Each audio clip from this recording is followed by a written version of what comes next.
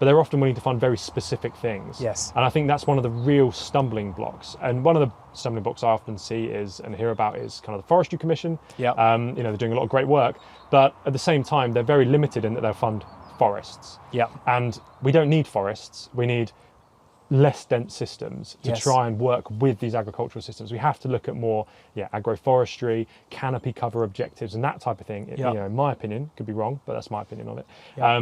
To be able to actually deliver these objectives, because we can't forest everything. Yes. And we have to look at tree cover, not forest cover. Yeah. And if you look at the research coming from Ted Green and Jill Butler, who we had on, it's really interesting, and a lot of what guided NEP, that's basically that. It's not forest, it's trees here and there, hedgerows being overgrown, and all of this type of thing, which cumulatively have a massive impact, but still allow the land to be used in a productive way, but make it more efficient. And this is a massive point. So I was with a group of farmers yesterday. So we're doing a 4,500 acre landscape scale project. It's about 22 landowners who have come together and, using the Land app, have basically created a baseline across holding by holding. So what have we got exactly? How does it look, and how's it structured? And then they've all designed a future scenario. So where we want to put hedges, where we want to put infield trees, where we want to do natural regeneration. There's kind of connectivity woodland blocks as well, just to kind of create that landscape connectivity. So they've all done that holding by holding. And within the Land app, we can aggregate that into a landscape view. So we've done that, and you can see, therefore, the baseline across the 4,500 acres, so much more granular than Ordnance Survey data, more granular than RPA data.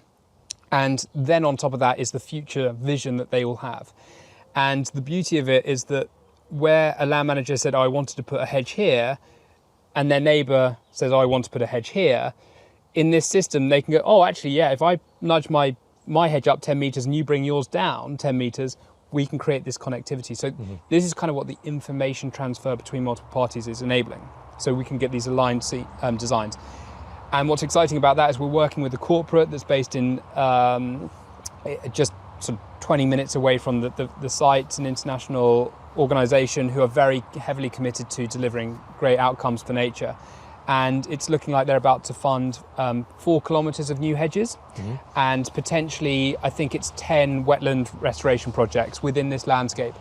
So anyway, point of all that is to say that what you fundamentally need, so big corporates also don't want to just fund a farm. They don't want a one-to-one relationship. They want to enhance the whole landscape, right? That's how the benefits are going to be derived. But you want to keep the admin as low as possible for everyone. So baseline, very easy to do on the Land app. Future design, very easy to do on the Land app.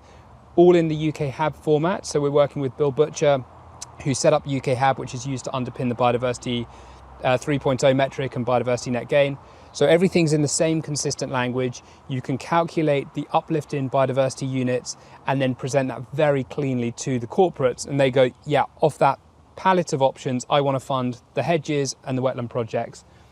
Because it's already digital, it can be accounted for. A price per metre, which is what we've done for hedges, has been listed. And essentially, we're going through the kind of closing stages of that deal right now. So, and just to kind of try and explain how quickly this has happened, I went for a walk with the landowner, the key landowner within that landscape, about 12 weeks ago. And we're already at the stage of having a potential deal with a big corporate. And it's exciting because we've got the Surrey County Council involved in it, we've got the Surrey Wildlife Trust involved in it, we've got the facilitation funds involved in it, Natural England involved in it. It's all dovetailing into the new agri-environment scheme, or new ELMS, the government scheme. So what we're seeing is, to make these projects viable, efficient, scalable, the more that you can reduce that information flow between all those fundamentally relevant stakeholders, the quicker you can get to a point of transaction with a full audit trail. So kind of, I guess I'm looking through potentially a bit of a blinkered lens, but everything we're doing is trying to enable great outcomes, and we're just trying to make the process as efficient as possible. And that's the model we're using at the moment.